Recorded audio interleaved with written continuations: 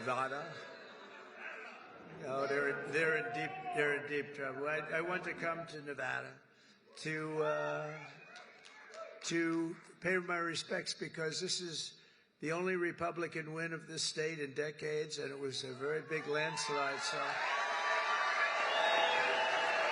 but I think Republicans are going to win a lot now. But we had a big win, and it was an early win, and that was a bad signal for the Democrats. They heard that we were leading so big here, and Joe helped us so much, and a lot of people in this room helped us a lot.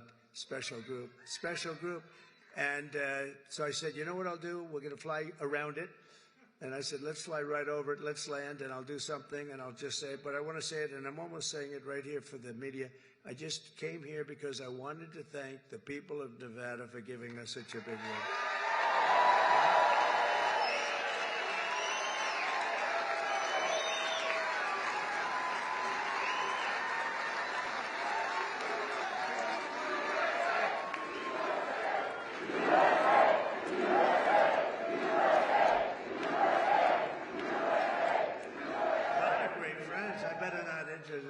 I'll be here all day.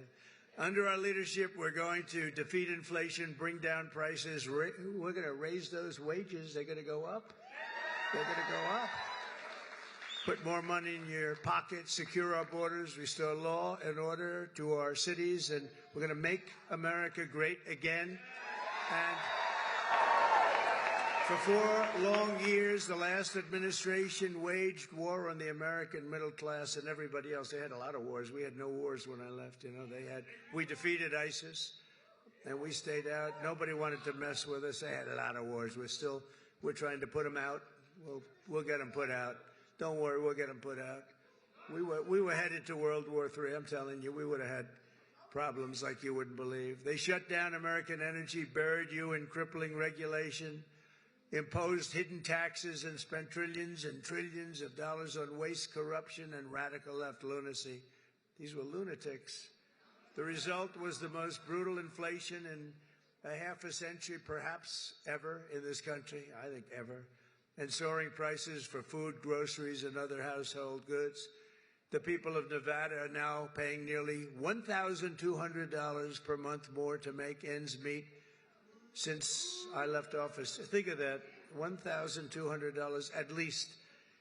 But since I became the 47th president at noon on Monday, I've been moving with urgency and historic speed to fix every single calamity of the Biden administration that they've created. And this week alone, I took nearly 350 executive actions to reverse the horrible failures and betrayals that we inherited from a group of people that didn't know what the hell they were doing, what they've done to this country, especially the open borders, where they have, think of it, 21 million people came in. Many of them are criminals, murderers. Well, we're getting them out. You see it. You see it yesterday, first day. Our message could not be more clear. America's decline is over. American decline is over. We're laughed at all over the world. Now we're not laughed at anymore, I'll tell you. What the world witnessed this week is nothing less than a revolution of wealth creation for everyone and also common sense. It's about common sense. It really is. With a party of common sense. On day one, I directed every member of my cabinet to, and by the way, Pete Hegseth got approved.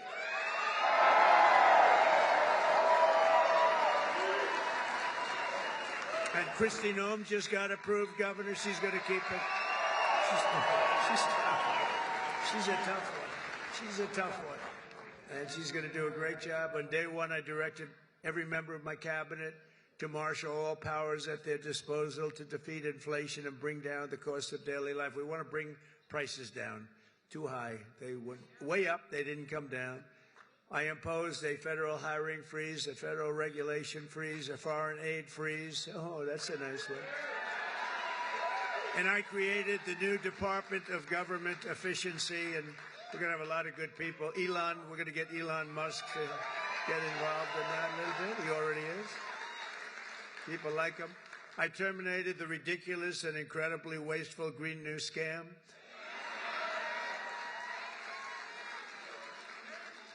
Wasn't the environment supposed to eat us up like in 12 years, but that was like 13 years ago. What happened? We're still here. We're still here. Remember, we have 12 years to live. Remember that? Done by somebody that never even took a course on the environment. AOC +3. Do you remember those three? They were telling us about the environment. AOC +3. This action alone will save hundreds of billions of dollars of American taxpayers' money. I withdrew from the one-sided Paris Climate Accord. And I canceled the insane and costly electric vehicle mandate, keeping my sacred pledge to America's auto workers. Boy, did we get a big vote with the auto workers, I'll tell you. And the Teamsters, any Teamster in the room? We got a tremendous vote from the Teamsters. Thank you. They're pointing like one guy. But they voted for us in the millions, so we had a lot of Teamsters voting for us. I withdrew from the World Health Organization,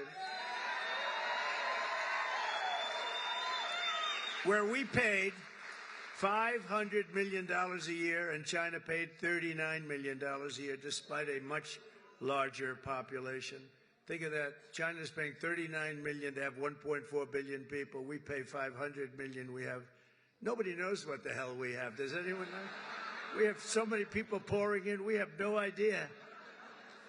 We go up, but we're going down a little bit now. You don't mind that, do you?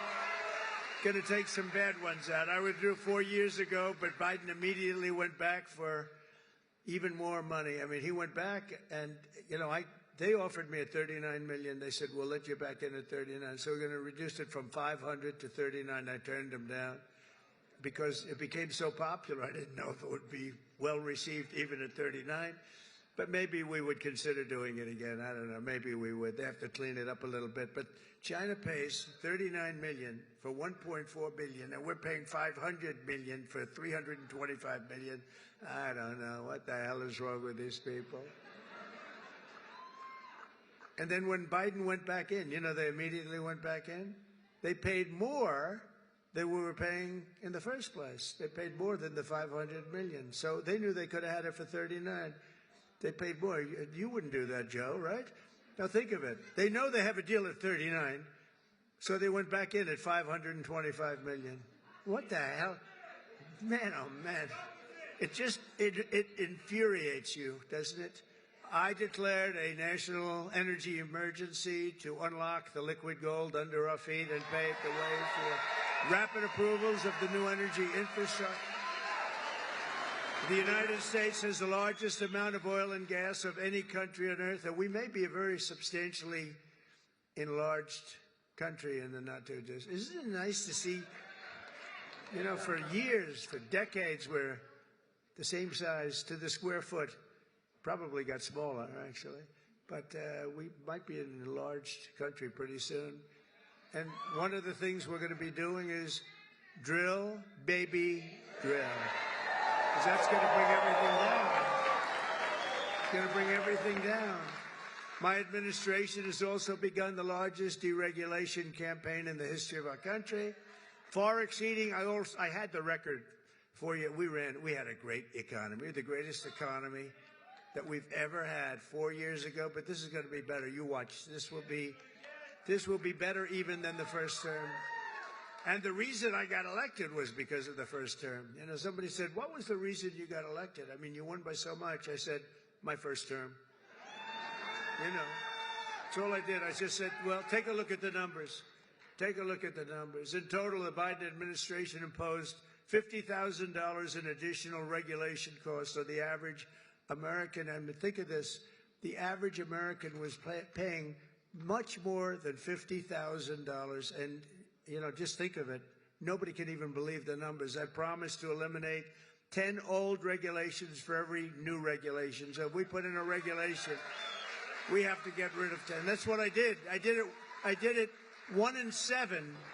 We're going to do 1 in 10 this time, which will soon put many thousands of dollars back into your pockets and the pockets of American families. As a result of the reforms, we've just begun to implement economic confidence, and it's soaring. So this week, Oracle, AI, and SoftBank announced Stargate, a $500 billion investment in AI infrastructure, which is going to be very big for Nevada, I have to tell you, the largest in history, and which will create an estimated 100,000 American jobs. Saudi Arabia just said that they're going to invest at least $600 billion. This is because of the election, by the way. And I believe they'll make it $1 trillion. I'm going to ask them to make it $1 trillion. What the hell? The money means nothing to them. You know where they made their money? From liquid gold, right? They got a lot of liquid gold. We have more. We have more than Saudi Arabia. They've got a lot. We've got more. We got more than anybody. We just don't use it because of the environment. These people are crazy. And many other companies likewise are looking to invest, but I don't have enough time to do that. And we have a lot of news conferences. Everybody wants to have a news conference. You know, they're calling up by the hundreds. We want to have a news conference. We're going to invest $12. I said, no, I don't do that. And I said, it's got to be $1 billion or more for a news conference. It's $1 billion or more. Just 2 days ago, because of our tariff plans, Stellantis announced, that's a very good automobile company, the revival of its Belvidere, Illinois plant, saving 1,500 American auto jobs that were previously headed to Canada, along with major investments to expand American auto production in Detroit, Michigan, Toledo, Ohio, and Kokomo, Indiana. Good place. All of these investments are happening only because of our historic victory. And if we didn't win, it'd be just the opposite. They're pulling out. They were pulling out. They were really pulling out. So they would be withdrawing money. Our country was on the verge of some of the very bad things, and bad things were happening. And now there's light not only over America. I've heard it from even our enemies. They call up and they say, sir, we hate you. We do hate you, but there's light over the world right now. They hate me. Some of them hate me. If they liked me, you got a problem, right? They like Sleepy Joe. What's not to like? You know, they'd call up. It's funny. I was told today by one of the big leaders of the world, would call for a telephone call with the President of the United States a year ago. And they'd say, we'd like to speak with, who is this? It's the head of Germany, the head of, it's, name it, the head of France, the name of any country, it didn't matter. He would never pick up the call. They'd say, he'll call you back in 2 months. 2 months. He has a schedule. He's extremely busy sleeping. No. Macron of France, he'll call you back in 2 months. So 2 months comes along and there's no call. They say, he didn't call. The stories are, I mean, these stories are not very exaggerated. I want to tell you, they're a little bit for laughter, but, you know, it's only for laughter. The fake news will say, oh, he exaggerated. It was only 1 month, you know. But he'll say he called you back, and then he'd never call, and then they could never get him on the phone. And the problem I have is that when I speak to and I speak to him immediately, they'll say, could we speak to the president? Would that be possible? We could do it anytime over the next month. They're so used to this, right? I say, no, I'll pick it up right now. Is he on the phone? Yeah, hello, how you doing? That's what, you know, get it over with, right? Get it over with. The only problem, they were so starved for love from the United States, I cannot get them off the phone. I can't get people, if you can't, I say, I have to go now, King, or I have to go now, President.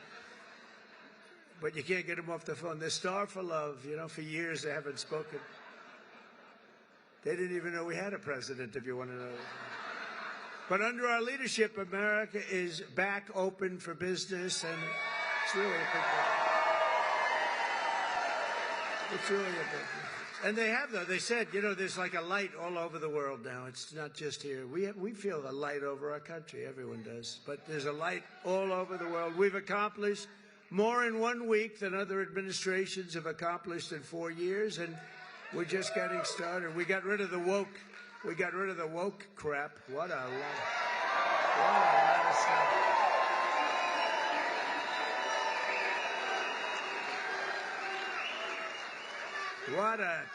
What a lot of crap that was. It was, and you know, these people were petrified of it. I'll tell you, these companies, they run these big companies, they were petrified of it. It was like, you know, I don't think they believed it. I'm sure they didn't believe it. Some I know didn't believe it, but they were so afraid. Near the top of the agenda for our historic Republican majorities in Congress is to pass a massive tax cut for American workers and families. Last year, we campaigned across the country in a pledge that I'm sure most of you didn't hear too much about, pledge to take the Trump tax cuts and make them permanent, and that's exactly what we're doing.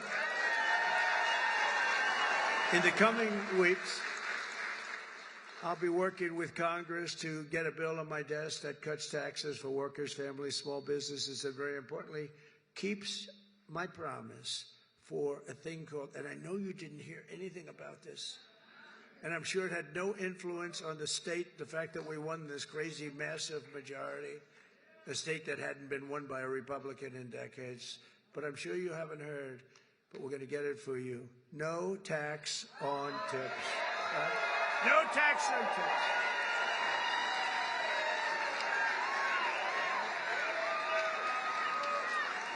So if you're a restaurant worker, a server, a valet, a bellhop, a bartender, or one of my caddies, I go through caddies like candy. If I play badly, I always blame my caddy. Or any other worker who relies on tipped income, your tips will be 100% yours. Won't that be nice? Joe, Governor, do you think that had an impact on the election? You do? Like what, a half a point? Pretty big. You had an impact, let me tell you. Nationwide, over 4 million workers depend on tip income, including an estimated 700,000 single moms. And here in Nevada, we will have a quarter, think of it, a quarter of the typical restaurant worker's pay comes from tips. I didn't know that much. That's a lot. You haven't been reporting them for the last 10 years. So here's our deal. We're going to have no tax on tips from now on, but we're going to go after you viciously for all the money you didn't report for the last 10, 15. We're going to go after you for all the money you didn't report for. I'm only kidding. I'm only kidding. I have to say to the fake news because they're going to say Trump is after all restaurant workers. Many of these workers are some of the very citizens who were hit hard and very hard by the ravages of the Biden economy, which was inflation. When I think of Biden, I think of incompetence and inflation.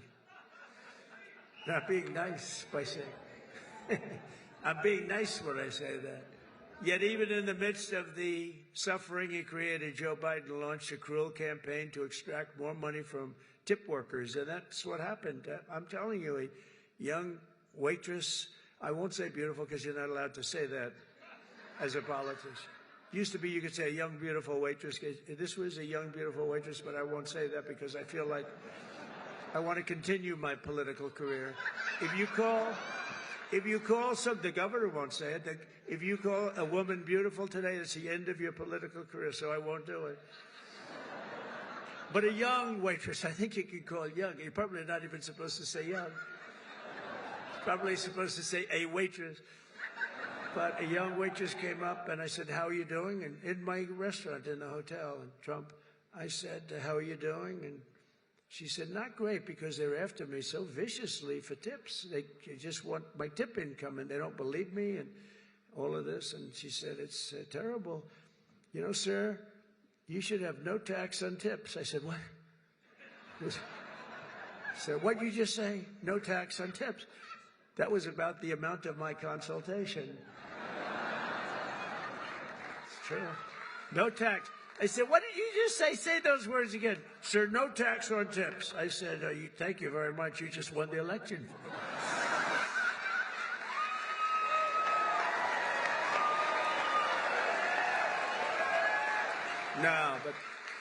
No, we did research into it. I think it's going to be great. But under the Trump administration, the forgotten men and women of our country are going to be forgotten no longer. You know that. They weren't forgotten 4 years ago.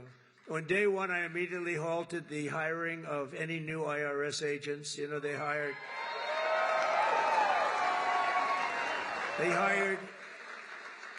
or tried to hire 88,000 new workers to go after you, and we're in the process of developing a plan to either terminate all of them or maybe we'll move them to the border. I think we're going to move them to the border. Well, they're allowed to carry guns. You know, they're so strong on guns. But these people are allowed to carry guns, so we'll probably move them to the border. Yeah. She said no tax on it. How about just no tax? You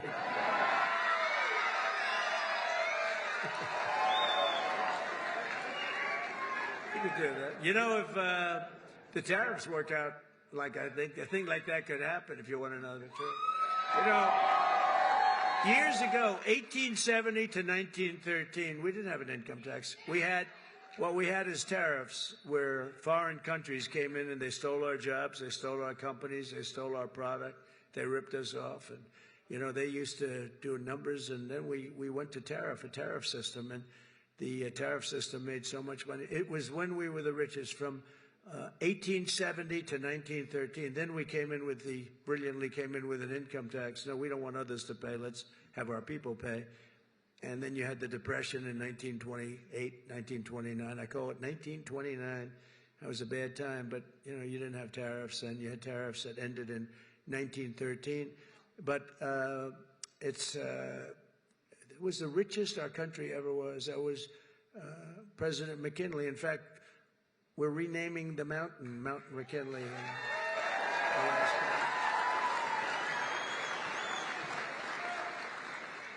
You know what else we're renaming? We're renaming the Gulf of Mexico into the Gulf of America. Yeah. And Mexico, actually, they were thrilled when they heard. They said, that's nice. A few months from now, when I sign our tax cut into law, we're going to deliver for the tip-earning men and women who make it all work. I mean, it's going to be something very special, I think, for you. It's going to be a big difference. And with us today is Jessica Angiano, an employee here at Circa. This is a nice place, by the way, and I just met your owner. He's a nice man. He's rich, too. Very rich. But Circa's very nice, and a hard-working single mother of two with incredible children. Jessica's struggling to pay for medical bills to remove a tumor behind her right eye. She's had some real difficulty, and she's currently saving up for a second surgery, which will hopefully be very successful, while also paying for her children's daycare. Jessica says that no tax on tips would transform her life. It would make such a big difference. So, Jessica, we're going to get that for you. Where are you, Jessica? You around here someplace, huh? Hi, Jessica. Oh, so beautiful. Very nice. It's working out medically good? Everything good? Gonna be good. Thanks, you look fantastic. It's good. You look great. Also with us is Lexi York, a 28-year-old cocktail server here at Circa, who's got big dreams of being an entrepreneur. Lexi says that no tax on tips will help bring those dreams much closer to reach, and she's going to be one of the biggest proponents for it. We're going to have a lot of support when we go before Congress very soon to get that passed. Lexi, where are you? Where are you? Hi, Lexi. Wow. Good. We'll get it done. And we're also pleased to be joined by Rosanna Maeda, President and CEO of the American Hotel and Lodging Association, which strongly supports this pro-worker reform. And Rosanna, would you like to come up and say a few words on behalf of so many people? Come on up. Come on up.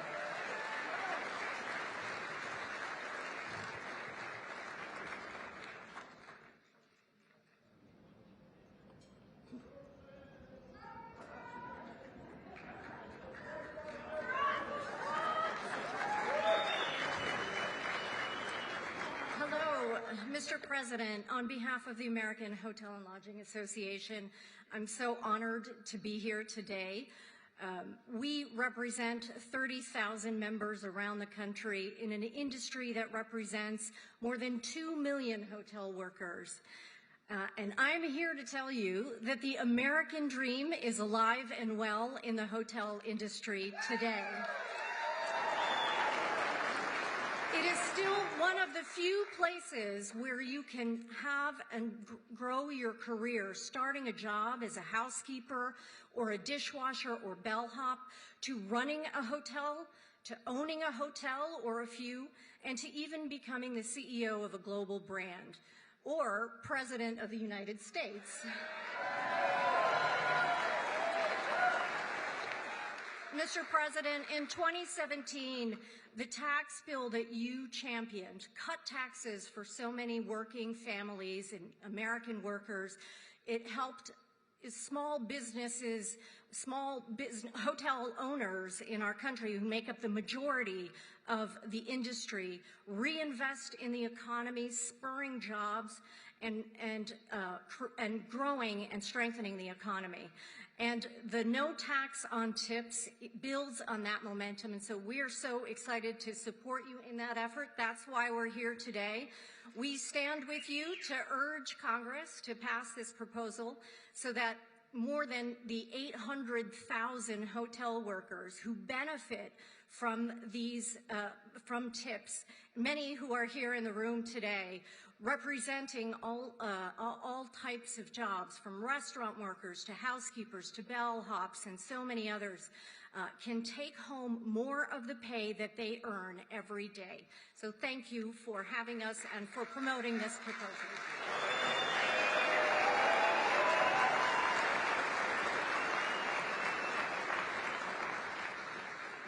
Thank you very much, Jessica. Great. After 4 long years, and these were long years of a government that always put you last. They put America last, they put you last, they put everybody last that was associated with us. You once again have a president who's putting our workers first, putting our families first, and above all, putting America first. And we're going to keep America first, and you see it.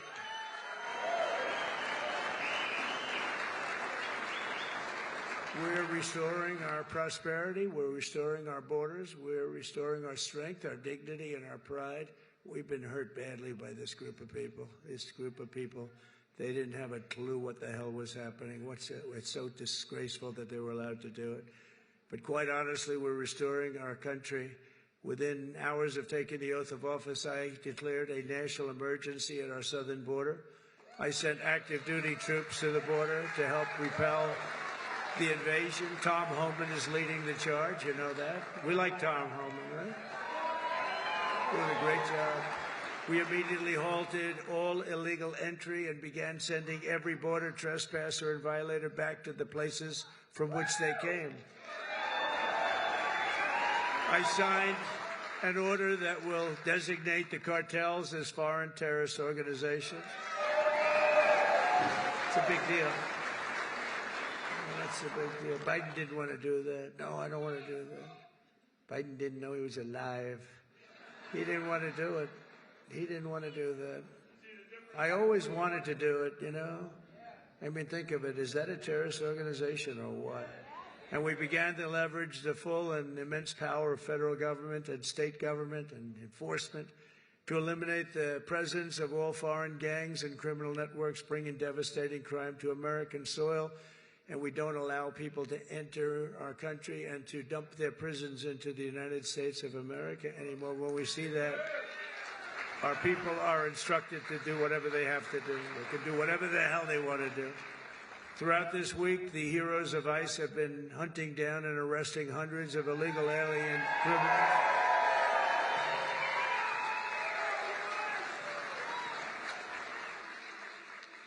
And its immediate expulsion, including those with charges of convictions for rape, child sexual assault, terrorism, and even murder.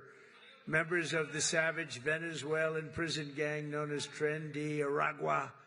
You know that gang? This is not a nice group of people. They formed in prison, and then they dumped their prisons into our country. So we had them. We had them all over the place. Ask Colorado, the governor of Colorado. He doesn't know what to do about it. They're all over the place. We'll get them out. We'll get them out. They're, in a sense, they're in the real estate business. They go into a building and they take it, you know? See, when you buy a building, you have to go out and get a mortgage or use your own cash. They just go into a building and take it. And they actually said, well, it's not that bad. They haven't taken that many buildings. Can you imagine that?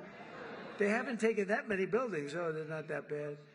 But they're as bad as the bloodthirsty MS-13 gangs that we have gotten thousands and thousands of them out. In fact, over 11,000 murderers were released into our country by other countries all over the world because of Biden's open border policy. And when I heard about that, I said, everybody's going to empty out their prisons into our country. I said that. I'd do that if I were heading up any one of the many countries that you know about, not just South America, all over. They take their prisons, their mental institutions, and they empty them out into our country. Can you imagine a person doing this? Can you imagine somebody doing that to our country? For American citizens, January 20th, 2025 was truly Liberation Day. That was really Liberation Day.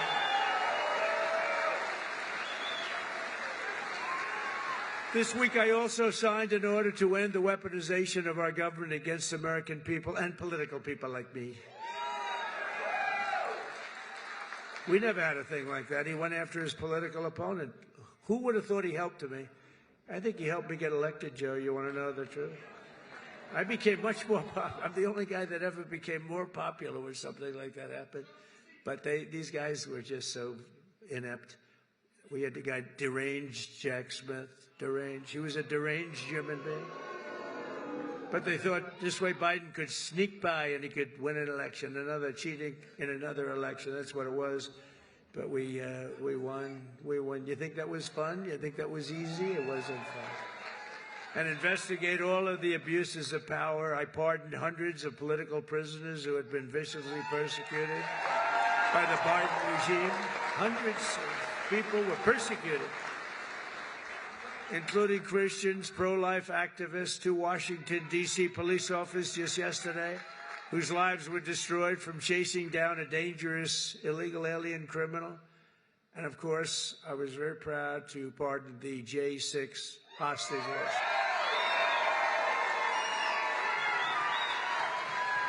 Once and for all, I stopped government censorship, and we brought back free speech in America. We brought it back. We did more of this last week. People can't even believe it. I also signed an order to declassify and publish all remaining files related to the assassinations of President John F. Kennedy, Robert Kennedy, and Martin Luther King, Jr. I signed an order that will end all of the lawless diversity, equity, and inclusion nonsense all across the government and the private sector. We abolished 60 years of prejudice and hatred with the signing of one order, all approved by the United States Supreme Court. We're allowed to do it because we are now in a merit-based world. We're a merit-based country. Did you ever think you were going to hear that again? It's based on merit. If you've got the talent, if you've got the work, the ethic, the whole thing, it's based now on, it's not based on any other thing. It's based on merit. It's based on your capability. The United States has now become, again, a meritocracy. Isn't that a beautiful word, a meritocracy? Based on merit. If you do your job well, you're going to go places. And I made it the official policy of the United States government that there are only 2 genders, male and female. Male and female.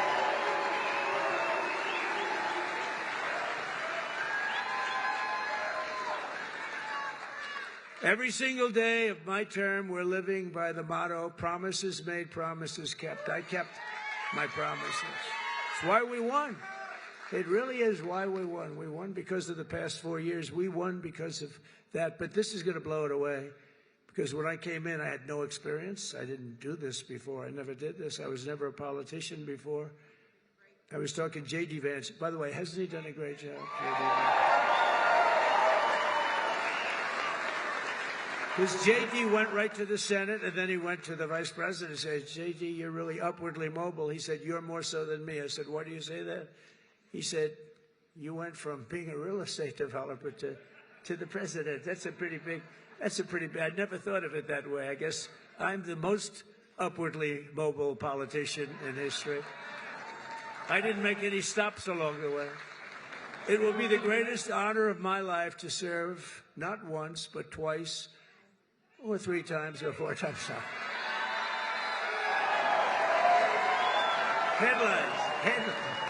Headlines from the fake news. Now it will be to serve twice.